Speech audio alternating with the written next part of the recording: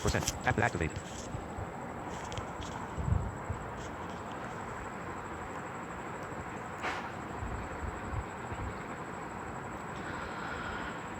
Assalamu alaikum, good morning. Hi guys, I'm Kashif Iqbal working as a lecturer, and today we are going to discuss a new topic from the subject of management of physically challenged children, PCC. The topic that we are going to discuss today is from chapter number 6, and this is the very last topic of chapter number 6. It is 6.4, provision for treatment and welfare measures. So this is very interesting topic, that what is the provision for treatment and what are the welfare measures. Definitely we are talking about the children with disabilities, we are talking about the students with orthopedic impairment. So definitely this is broader concept. So guys, keep in the mind that we have to discuss in the context of disability everything that we will do today. So before going to the start, I would like to have the agenda for you people today. We have selected 3 points for you, that after successful completion of this topic, you will be able to, number 1, define the provision for treatment. Mean आप इस काबिल हो जाएंगे कि आप define कर सकेंगे कि provision for treatment है क्या चीज़. Number 2, describe the definition of disability by the Convention on the Rights of Person with Disabilities 2006. So CRPD के तहत जो disabilities की एक definition है वो यकीनन आप लोग describe कर सकेंगे. Number 3, elaborate welfare measures for children with disabilities. आप उन वेलफेयर मेजर्स को elaborate कर सकेंगे जो children with disabilities के लिए specific हैं.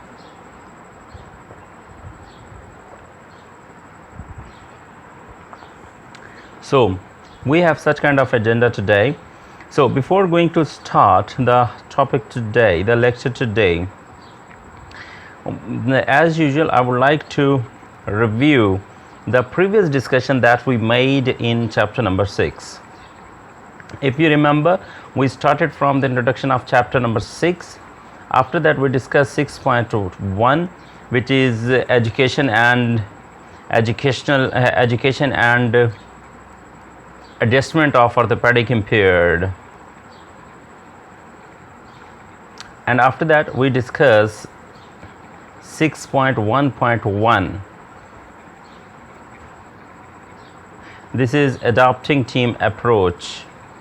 After that we discuss 6.2, which is development of enrichment program and their implementation. And then we discuss 6.3 with its 2 subtopics.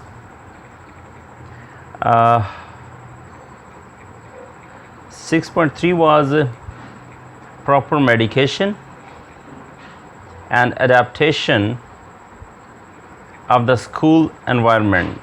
This was about 6.3. Then we made 2 more discussion from same topic, 6.3, which was 6.3.1 and 6.3.2.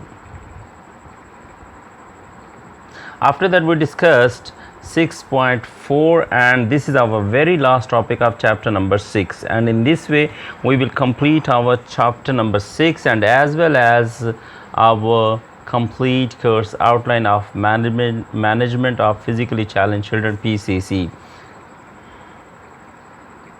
So let's start the discussion now. We have the first thing to discuss is introduction as usual. It is considered that around 150 million children in the world live with a disability. यानी कि ये कहा जाता है कि दुनिया में तकरीबन 15 crore 150 million 15 crore 150 million children जो हैं वो डिसेबिलिटीज़ के साथ रह रहे हैं. सो काफ़ी लार्ज अमाउंट है. 80% of them live in developed countries, यानी कि इसमें से सिर्फ 80% वो हैं जो डेवलपिंग कंट्रीज़ में रहते हैं। हमें मालूम है दो तरह के कंट्रीज़ होते हैं ना, एक डेवलप्ड और दूसरे डेवलपिंग। सो पाकिस्तान चूँकि डेवलपिंग कंट्री में आता है, तो ये टोटल तकरीबन 80% बच्चे हैं जो दुनिया के डेवलपिंग कंट्रीज़ में रहते हैं। Most often these children do not receive necessary treatment, and most of them are discriminated. कई तरह के बच्चे ऐसे हैं, कई इनमें से ऐसे अक्सर बच्चे ऐसे हैं जो प्रॉपर ट्रीटमेंट जो है ना उनको नहीं मिलता और उनको डिस्क्रिमिनेट किया जाता है। अब हम ज़रा इसकी डेफिनेशन की बात कर लेते हैं। Let's discuss the definition. The Convention of the Rights of People with Disabilities, adopted in the year 2006, define a disability as CRPD, Convention of the Rights for People with Disabilities 2006 ने disabilities की एक definition दी है। क्या definition है देखते हैं जी। Persons with disabilities include those who have long-term physical, mental, intellectual, or sensory impairment, which interaction with various barriers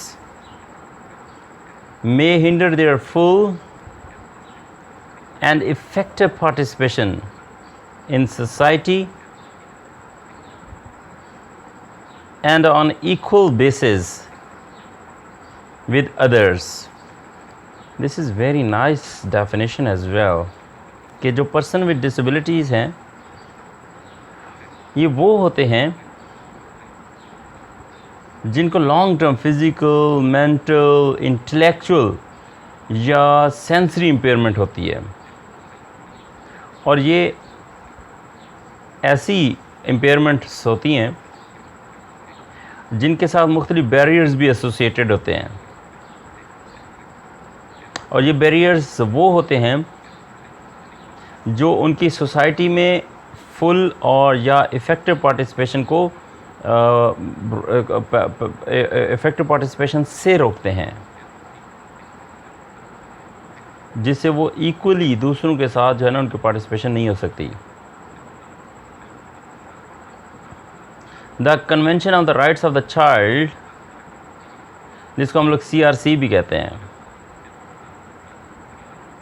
adopted in the year 1999, इन्होंने 1999 में जो है ना ये is the first international treaty, पहला दुनिया का एग्रीमेंट है that contain a specific reference to disabilities, जो डिसेबिलिटी के हवाले से एक स्पेशल रेफरेंस रखता है। Its article number 2 is dedicated to non-discrimination of the children with disabilities। इसका जो आर्टिकल नंबर 2 है ना वो नॉन डिस्क्रिमिनेशन की बात करता है चिल्ड्रन विद डिसेबिलिटीज़ के हवाले से। अच्छा एक ये तो 2 डेफिनेशन हो गए, तीसरी एक और भी है। There is also separate article number 23, एक सेपरेट आर्टिकल नंबर 23 भी है, which dedicate itself to the same concern, जो अपने आप को इसी कंसर्न के साथ डेडिकेट करता है। State party recognize that a mentally or physically disabled child should enjoy a full and a decent life, कि एक मेंटली जो फिज़िकली डिसेबल चाइल्ड होता है उसको एंजॉय करना चाहिए, एक हेल्दी या डिसेंट, एक हेल्दी और फुल या डिसेंट लाइफ एंजॉय करनी चाहिए। In condition which ensure dignity promote self-reliance and facilitate the child active participation in the community, कि जिसमें इस चीज़ की यकीनन इंश्योर, जो इस चीज़ को यकीनन इंश्योर करती हो, जिसमें इस चीज़ की यकीन हो कि जो इसकी जो डिग्निटी है, जो रिस्पेक्ट है, सेल्फ रिस्पेक्ट है, उसको इंश्योर करे, उसका जो सेल्फ रिलायंस है, अपने ऊपर जो इसकी जो इंडिपेंडेंसी है, वो उसको इंश्योर करे, और बच्चे को फैसिलिटेट करे कि वो सोसाइटी में या कम्युनिटी में एक्टिवली पार्टिसिपेट कर सके। ये आर्टिकल वो है ना, convention on the rights of children, CRC, जिसका आर्टिकल 23 है। नेक्स्ट हमारे पास पॉइंट है कॉजेज़ क्या हैं। There are numerous causes of disabilities, disabilities की डिफरेंट काजेज़ हैं। It is unfortunately true that most of these incidents could have been avoided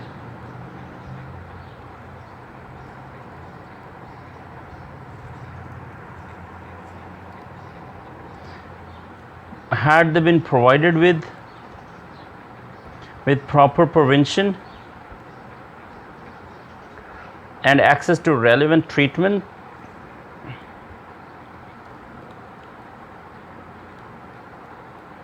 ये यकीन अनफॉर्चुनेटली बदकिस्मती से एक सच है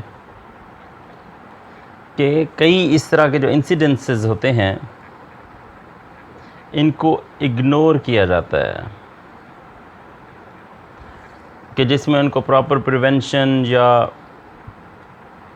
उस ट्रीटमेंट की तरफ एक्सेस, इस चीज़ से उनको इग्नोर कराया जाता है कि ना उसकी प्रिवेंशन है, ना उसका प्रॉपर कोई ट्रीटमेंट कराया जाता है। इंडीड, दर हकीकत, अ डिसेबिलिटी इज़ मेनली कॉज, कि एक डिसेबिलिटी की जो मेन वजह होती है वो क्या होती है। इसमें जेनेटिक प्रॉब्लम्स हैं, इसमें नंबर 2 पे डिज़ीज़ है, फॉर एग्ज़ाम्पल पोलियो हो सकता है या कोई और, जो हम डिस्कस कर चुके हैं इस आउटलाइन में पिछले वाले लास्ट चैप्टर्स में ना। तीसरे नंबर पे मैल न्यूट्रिशन है, जिसको हम लोग पुअर डाइट कहते हैं। नंबर 4 वॉर, जिसमें particularly through anti personal mines, यानी कि ऐसी जंगें जिसमें जो माइंस वगैरह एडजस्ट की जाते हैं, जैसे फिज़िकली डिसेबल होने का या किसी और उसका जो है ना डिसेबिलिटी का ख़तरा होता है ना। और नंबर 4 पे क्या है, सैनिटरी नेग्लेक्ट, ये जो पुअर सैनिटेशन होती है उसके हवाले से बात किया जा रहा है पॉइंट। नंबर 5 पॉवर्टी, या big disaster.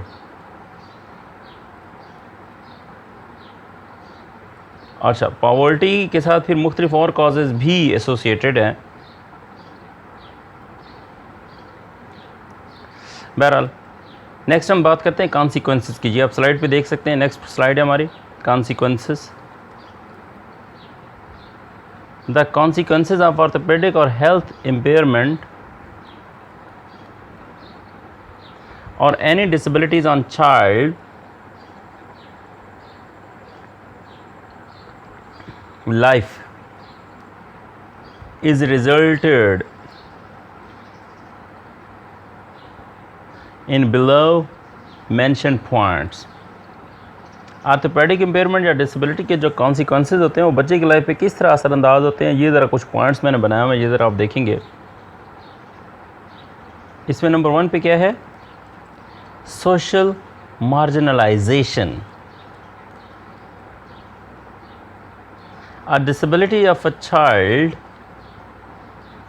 is often followed by his being marginalized in the society. एक जो बच्चे की जो डिसेबिलिटी होती है वो सोसाइटी में उसके मार्जिनलाइज्ड या कम होने की वजह से फॉलो किया जाता है उसे। For example, it is found that only around 2% of the disabled children have access to education.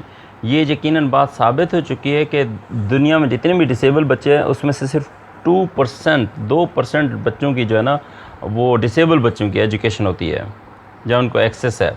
Further more ये मार्जिनलाइजेशन की एक गुड एग्जांपल कह सकते हैं। फर्दर मोर मज़ीद ये है the disability scares people, disability लोगों को खौफज़दा करती है। It is often established in the collective conscious that a disability is a curse। यकीनन ये एक collective conscious है कि जनाब disability एक curse है और a punishment for sins या गुनाहों का नतीजा हो सकती है committed by one's ancestors, जो उसके आबा और अजदाद की जानब से कोई गलती की गई और उस गलती का जो नतीजा है वो बच्चे बेचारे जो डिसेबल होता है उसको मिलता है। In numerous reasons around the world, दुनिया के मुख्तलिफ हिस्सों में children suffering from disabilities are isolated,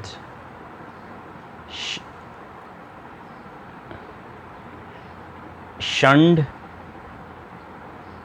and are considered untouchable।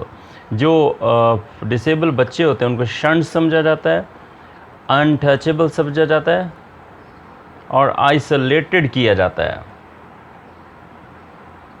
दूसरे नंबर पे सेकंड पॉइंट आप देखेंगे violence. There is an increasing risk of disabled children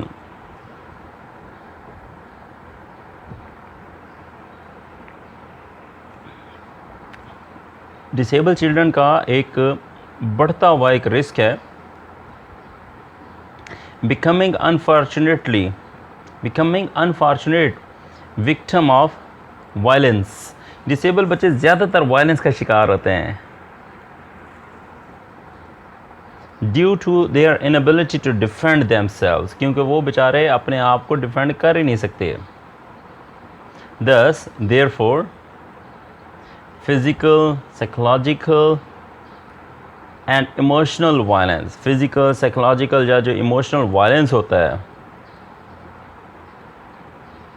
happens to be a sad reality, एक ऐसी अफसोसनाक रियलिटी के तौर पे होता है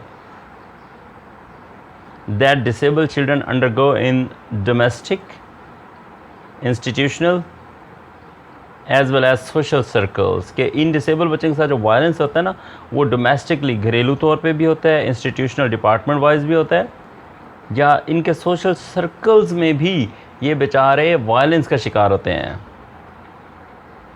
point number 3, discrimination due to disability, important fact है, बहुत इम्पॉर्टेंट और बहुत बिटर फैक्ट है। Discrimination due to disability is numerous. Disability के साथ जो डिस्क्रिमिनेशन है ना वो एक नहीं है, वो कई हैं, काफ़ी हैं। इन फील्ड्स सच एज एजुकेशन, मुख्तलिफ फील्ड्स ऐसी हैं जिसमें एजुकेशन शामिल है, लॉजिंग शामिल है, ट्रांसपोर्टेशन शामिल है एंड कल्चरल लाइफ।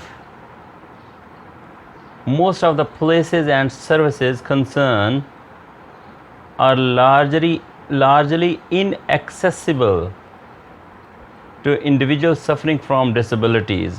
ये एक सेंटेंस कई चीज़ों को कवर करता है। कहते हैं कि पता उसी को होता है जिसके ऊपर गुजर रही होती है।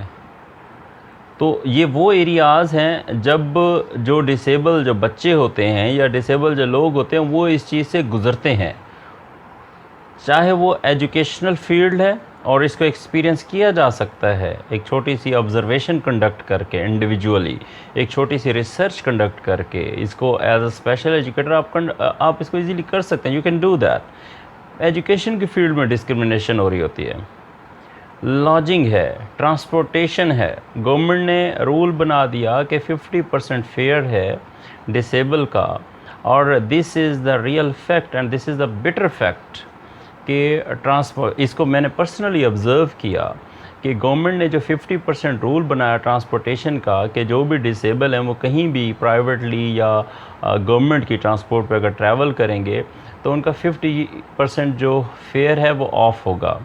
और ये जो स्पेशल सिटीज़न एक्ट इशू हुआ था 2009 में, उसके तहत ये कानून बना था।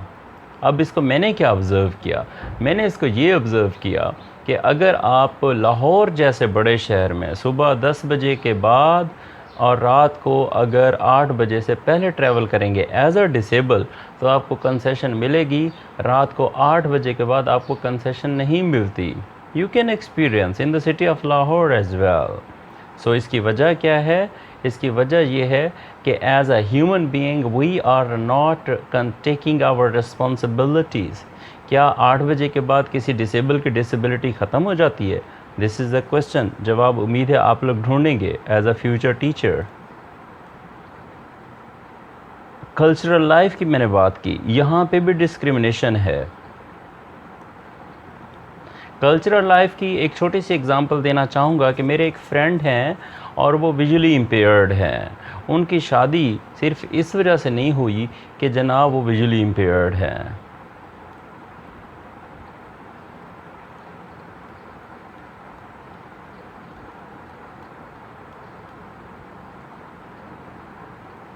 The obstacles are numbers. कई ऑब्स्टिकल्स ऐसी हैं जो बहुत ज़्यादा हैं।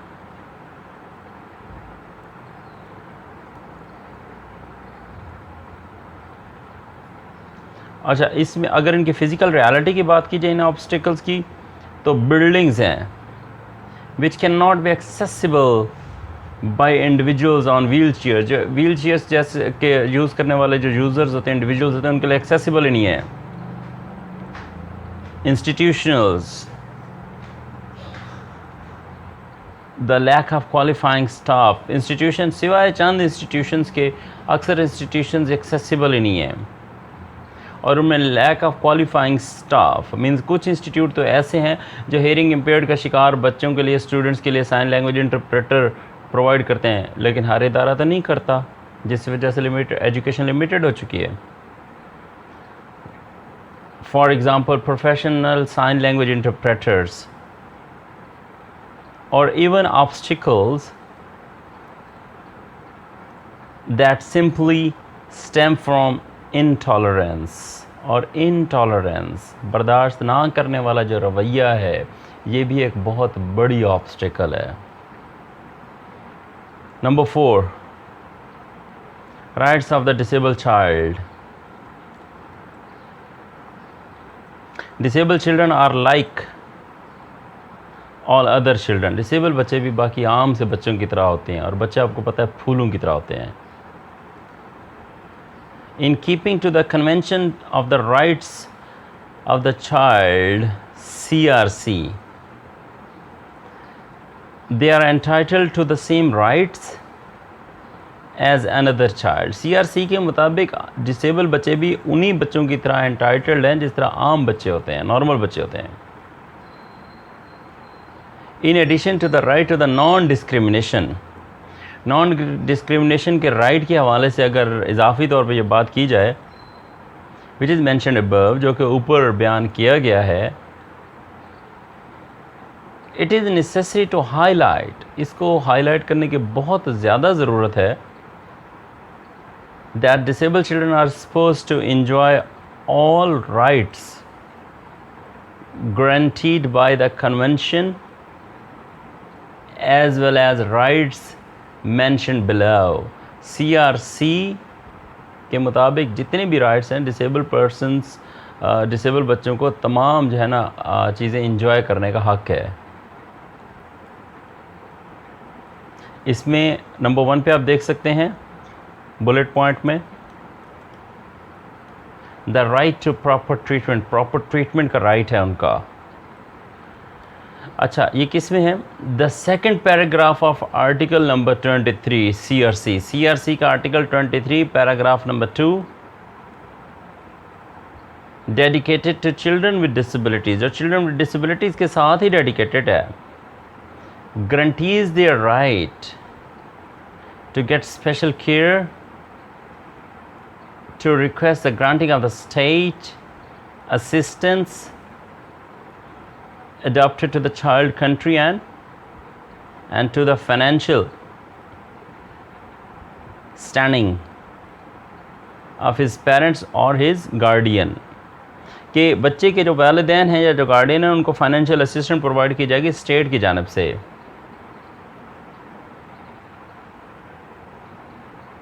और उनकी स्पेशल केयर की जाएगी किस कानून के तहत? CRC article 23 paragraph number 2। Number 2 second bullet आप देखेंगे, right to education. Due to lack of infrastructure की डेफिशिएंसी की वजह से, ऑफ मीन्स,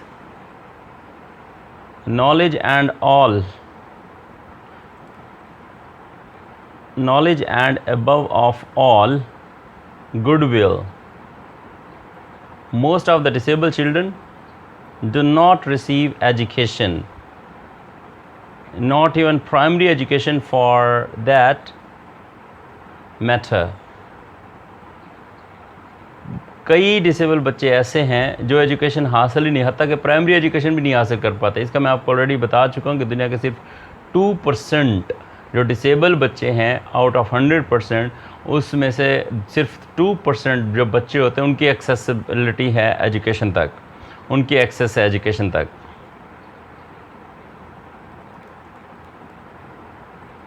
इन फैक्ट दर हकीकत international statistics point out that only 2% of disabled children enjoy the privilege of the going to school। ये मैं आपको पहले ही बता चुका हूँ। It is a serious violation of the CRC। ये CRC की एक serious violation है, which guarantees the right of every child going to school, जो ये इंश्योर करता है, गारंटी देता है CRC कि हर बच्चा स्कूल जाएगा। तीसरा बुलेट पॉइंट आप देखेंगे, right to leisure. Sometimes being totally engrossed कहते हैं एब्जॉर्ब को, ऑक्युपाइड को, in the special care given to the disable children. Some time जो स्पेशल केयर जो डिसेबल बच्चों को दी जाती है, people around them forget that they are anything else. Children who need to enjoy themselves, who need to play, express artistically, engage in sports, etc. Sometimes जो special care disable बच्चों को दी जाती है, उनके इर्द गिर्द जो लोग होते हैं वो इस चीज़ को भूल जाते हैं कि चिल्ड्रन जिनको एंजॉय करने की ज़रूरत होती है, जो वो चिल्ड्रन है जो डिसेबल हैं, जिनको खेलने की ज़रूरत होती है। मैं ज़रूरत का वर्ड यूज़ करता हूँ, हालांकि हम लोग जो नॉर्मल हैं हम खेल को, प्ले को एंजॉय करते हैं, लेकिन डिसेबल बच्चों को खेलना या प्ले करना उनकी ज़रूरत है। एक्सप्रेस आर्टिस्टिकली, वो चीज़ों को आर्टिस्टिकली यानी कि नॉर्मली नहीं एक्सप्रेस करते, स्पोर्ट्स में इंगेज होते हैं या एट्सेट्रा। और ये रियलिटी है कि डिसेबल बच्चों के इर्द गिर्द जो क्लोज जो लोग होते हैं ना, वो उनको टोटली इग्नोर कर रहे होते हैं। मैक्सिमम ऑफ द पीपल, मैं ये नहीं कह रहा कि सारे ही ऐसे होते हैं, but maximum of the people are ignoring the children with disabilities about their needs. तो एज अ स्पेशल एजुकेटर हमारी आपकी जो रिस्पॉन्सिबिलिटी है वो उन नीड्स को इग्नोर करना नहीं है, बल्कि उन नीड्स को पूरा करना है, बल्कि उन नीड्स को फुलफ़िल करने में उनकी हेल्प करनी है। Yet, the right to leisure is a right included in the Convention of the Rights of the Child। ये जो CRC के अंदर ये जो राइट है ये इंक्लूडेड है, किसमें? CRC का जो आर्टिकल 31 है उसमें ये इंक्लूडेड है, and this naturally applies to the differently abled child as well. मैंने डिसेबल का वर्ड यूज़ नहीं किया, यहाँ पे यूज़ किया डिफरेंटली एबल्ड चाइल्ड, तो ये इस तरह उनके लिए अप्लाई किया जाता है। नेक्स्ट हमारे पास है पॉइंट, बुलेट पॉइंट आप देखेंगे, right to participation. This is the one of the fundamental needs of a disabled child. ये डिसेबल्ड बच्चे की एक बेसिक या बुनियादी ज़रूरत है, but unfortunately the one which is most often ignored. ये जो राइट टू पार्टिसिपेशन है डिसेबल बच्चे की एक बुनियादी ज़रूरत है, लेकिन इसको हमेशा इग्नोर किया जाता है और बड़ा सीरियसली इग्नोर किया जाता है।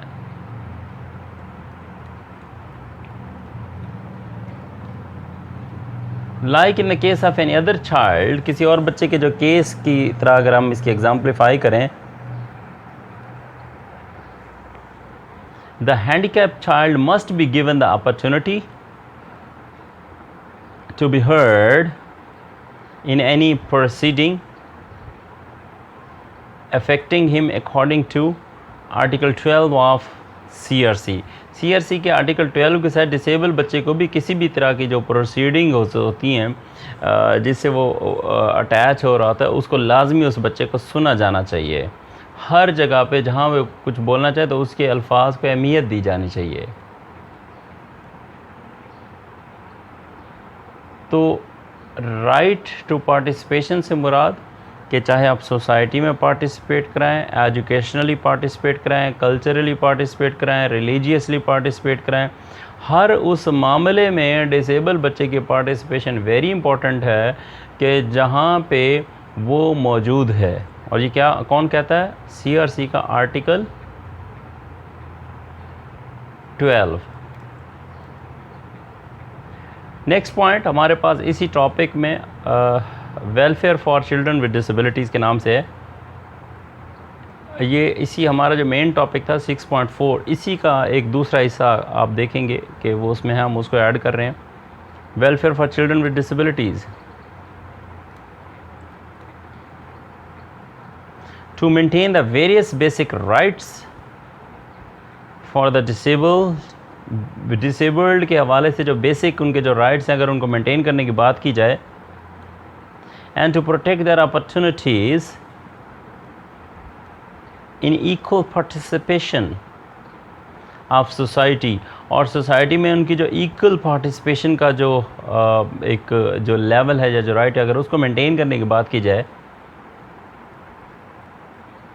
Thereby to promote independence and development. Independence और डेवलपमेंट को बहुत ज़्यादा प्रमोट करने की ज़रूरत होती है। The administration has specifically established, administration ने इसको स्पेसिफिकली, जो हमारी जो एडमिनिस्ट्रेशन है या जो गवर्नमेंट है, उसने स्पेशली इसको एस्टैब्लिश किया है। क्या? The welfare section, welfare section को एस्टैब्लिश किया है। To take responsibility in the planning and promoting physical disability related policies and welfare।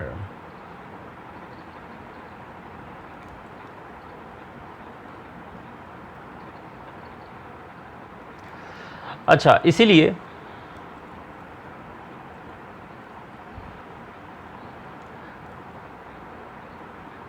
Independence और डेवलपमेंट को प्रमोट करने के लिए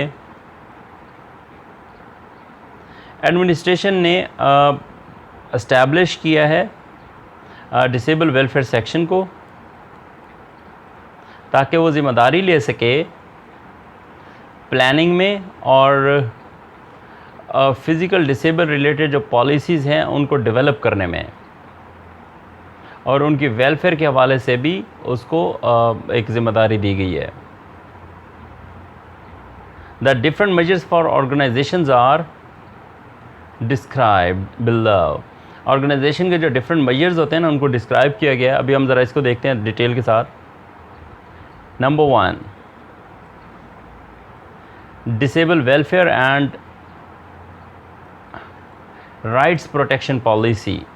disable welfare and right protection policy, drafting on July 11th, 2007. People with Disabilities Rights Protection Act was amended and promulgated. ये बताता हूँ मैं आपको इसकी detail. With adoption of the International Health Function and Disability Categorization System promulgated by World Health Organization (WHO) to define disability and promote disability verification and demand evaluation system.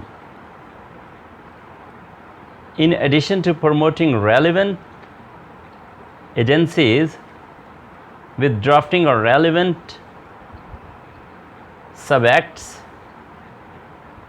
and legal implementation. अच्छा, ये 2007 में एक ये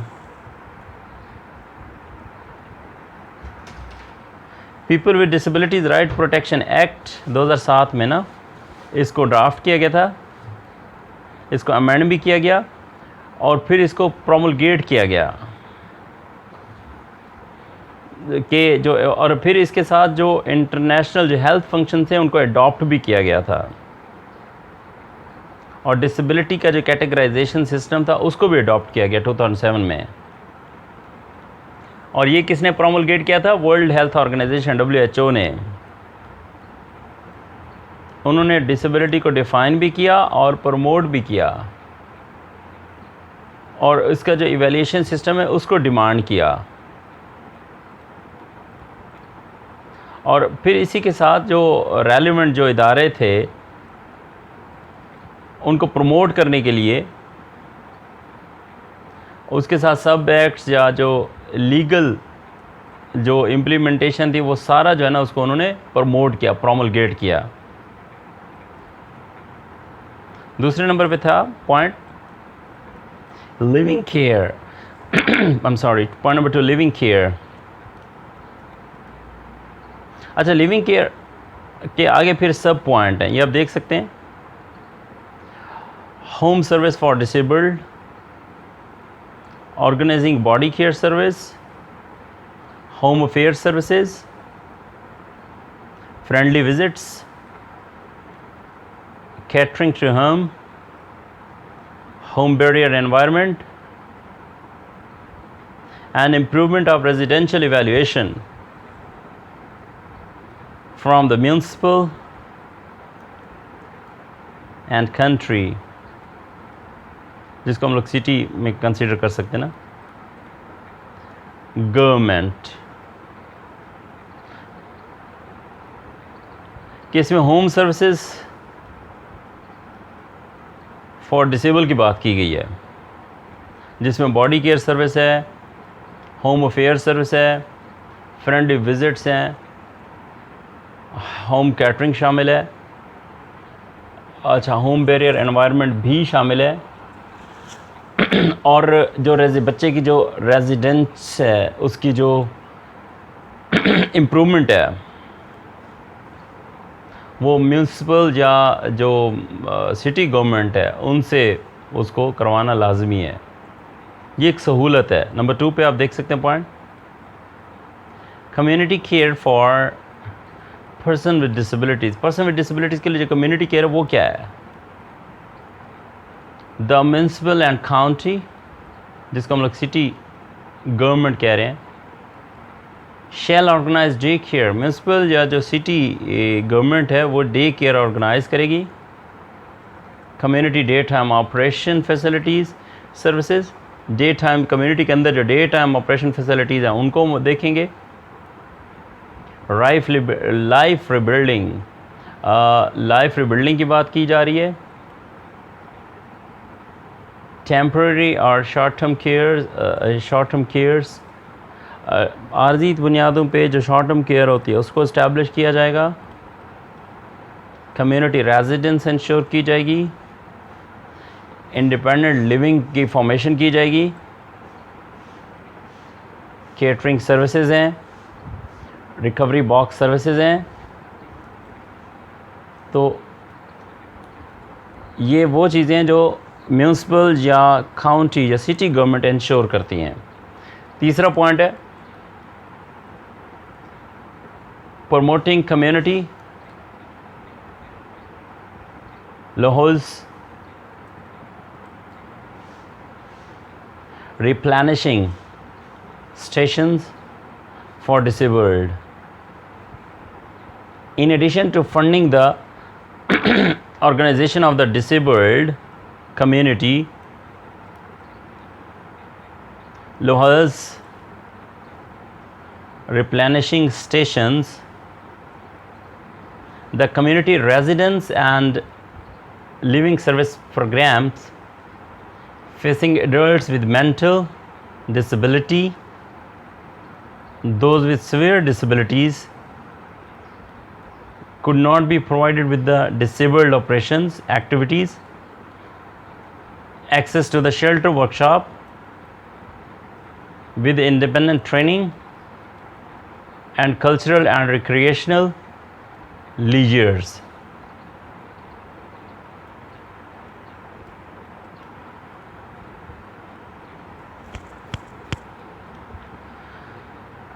मज़ीद ये कि disable community की जो ऑर्गेनाइजेशन है अगर उनको फ़ंड करने की बात की जाए, कम्युनिटी रेजिडेंस हैं या लिविंग सर्विसेज प्रोग्राम हैं, वो फेस करते हैं उन एडल्ट्स को जो मेंटल डिसेबिलिटीज़ का शिकार होते हैं या वो जिनको सीवियर डिसेबिलिटीज़ होती हैं, उनको डिसेबल ऑपरेशन एक्टिविटी अगर प्रोवाइड नहीं किया जा रहा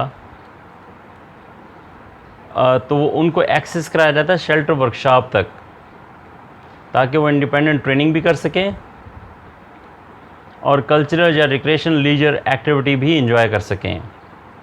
नंबर 4 पे है institutional care,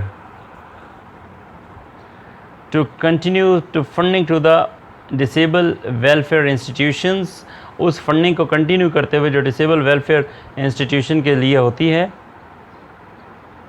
and organizing the disable welfare institutions, और डिसेबल वेलफेयर इंस्टीट्यूशंस को ऑर्गेनाइज करते हुए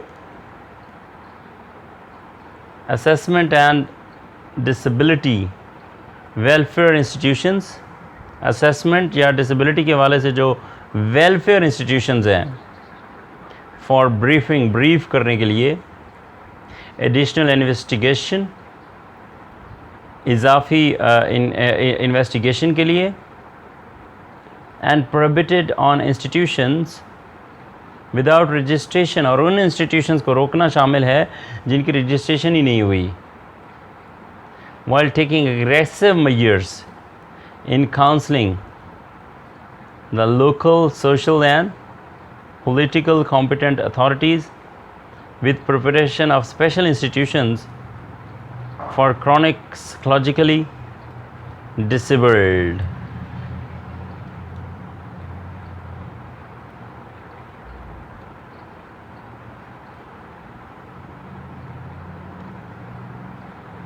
अच्छा, हम बात कर रहे थे उन इंस्टीट्यूशन के ऊपर यकीनन उनको रोकना शामिल है, प्रोहिबिटेशन शामिल है कि जिनकी जो है ना रजिस्ट्रेशन नहीं है, और फिर वो इदारे भी कि जो एग्रेसिव मेजर लेते हैं काउंसलिंग में, लोकल है, सोशल है या पॉलिटिकल कॉम्पिटेंट अथॉरिटीज़ हैं,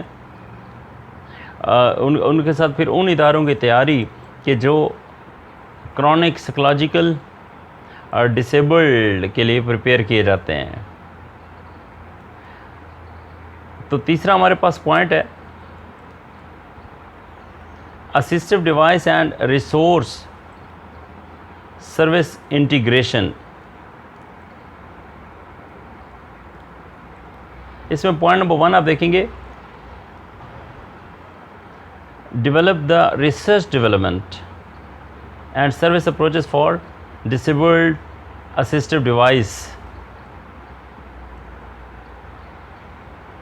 with resource integration. In addition to routinely hold assistive integrated contact meeting के रिसर्च डेवलपमेंट या सर्विस की जो है ना डेवलपमेंट की जाएगी डिसेबल्ड असिस्टिव डिवाइस के ज़रिए, जिसमें रिसोर्सेज इंटीग्रेशन भी शामिल है. Number 2, funding for disabled assistive device. Assistive device जो डिसेबल के लिए यूज़ होते हैं उनके लिए फंडिंग की जाएगी.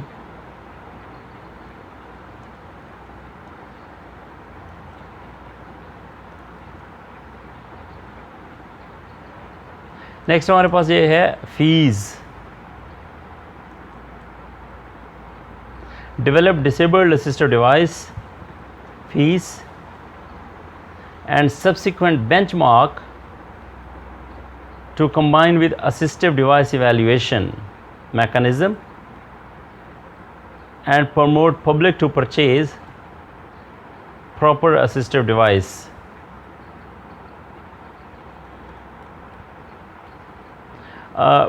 Assistive device की जो development है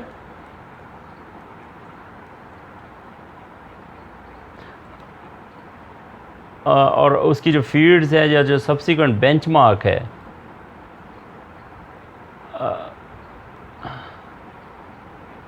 जो कि उस असिस्टेड डिवाइस की एवेल्यूएशन भी उसके साथ शामिल होगी और इसका एक बाकायदा मैकेनिज़्म बनाया जाएगा.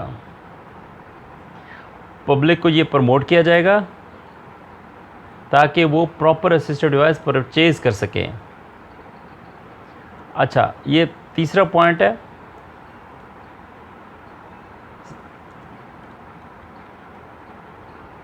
Establish the central assistive device. Central assistive device को एस्टैब्लिश किया जाएगा. रिसोर्स प्रमोशन सेंटर, और ये एक ऐसा रिसोर्स प्रमोशन सेंटर होगा जिसमें सेंट्रल डिवाइस को एस्टैब्लिश किया जाएगा. एंड फंडिंग फॉर काउंटी और सिटी, और शहर के लिए या काउंटी के लिए फंड किए जाएंगे. Establishment of assisted device resource centre for assisted device recovery. Assisted device की रिकवरी के लिए ये जो सेंटर है, रिसोर्स सेंटर है असिस्टेड डिवाइस का, ये भी इस्टेब्लिश होगा. उसकी मेंटल के लिए भी ये काम करेगा. रेंटल सर्विस, अगर उसको रेंट पे दिए जाने का तो उसके लिए भी काम करेगा. एग्जीबिशन, उसकी एग्जीबिशन जो नुमाइश वगैरह के लिए होगा. एंड कंसल्टिंग और कंसल्टेंसी के लिए भी ये रिसोर्स सेंटर यकीनन यूज़ किया जाएगा. पॉइंट नंबर 4 पे आप देखेंगे funding for the organization of the assistive device. Assistive device की जो ऑर्गेनाइजेशन है उसके लिए fund with maintenance service, maintenance service के साथ प्रोवाइड किए जाएंगे. The extending assistive device comes with self exploration. है असिस्टिव डिवाइस हमेशा सेल्फ एक्सप्लोरेशन के साथ ही आती हैं. पॉइंट नंबर 4 मेन पॉइंट है जी. Individual professional services, aggressive trainings for various disabled professionals who shall be selected and train for disable welfare service affairs in accordance with disabled service personnel qualification, trainings and management guidelines, and disabled service staff training course.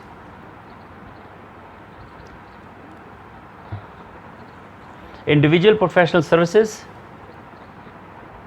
जिसमें मुख्तलिफ disables professionals के लिए aggressive trainings, suitable trainings conduct की जाएंगी. और ये वो disable होंगे जो सिलेक्ट किए जाएंगे और इनको डिसेबल वेलफेयर सर्विस के लिए ट्रेन किया जाएगा, जिसमें डिसेबल सर्विस पर्सनल की क्वालिफ़िकेशन के मुताबिक ही इनको देखा जाएगा और इसमें मैनेजमेंट गाइडलाइंस भी इनकी क्वालिफ़िकेशन के मुताबिक ही होंगी। और disable service staff training course भी करवाया जाएगा। नंबर 5 पे other welfare service activities.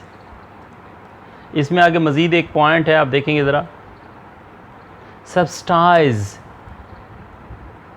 Corporate institutions, corporate institution को सब्सिडाइज किया जाएगा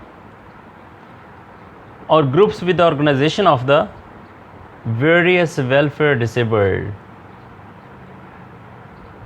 सर्विस एक्टिविटीज़, और उनको ग्रुप किया जाएगा डिसेबल वेलफेयर की एक्टिविटीज़ के साथ। दूसरा पॉइंट है organizing outstanding disabled with presentation and other large events to correspond with the International Disabled Day, combination of governments and disabled team organizations, disabled team organizing different system activities,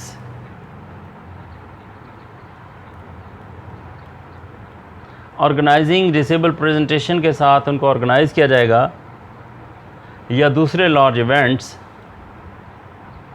जो कि correspond करेंगे, relate करेंगे international day के साथ, जिसमें government या disable team का जो है ना कॉम्बिनेशन होगा जो कि डिफरेंट सिस्टम एक्टिविटीज़ को ऑर्गेनाइज भी करेंगे। तीसरा पॉइंट है organizing disabled welfare institutions, autumn product, joint promotional activities। तो disable welfare institutions autumn product उसको जो है ना ऑर्गेनाइज़ किया जाएगा और इसके लिए बाकायदा एक जॉइंट प्रमोशनल एक्टिविटी को एंडोर्स किया जाएगा। So student, this was our topic, the last topic of chapter number 6.4, and with this we have completed all topics that we were discussing from last many months. So take good care, good luck. I hope that you people have good understanding, good learning with this discussion. I also enjoyed a lot, and it was very good experience to deliver the such lecture for the student, and this will definitely benefit you in the field of special education in or to understand the disability, the phenomena of disability, and all those who are working for the students with special needs. Thank you very much, and remember me in prayers. Thanks a lot. Take care. Good luck.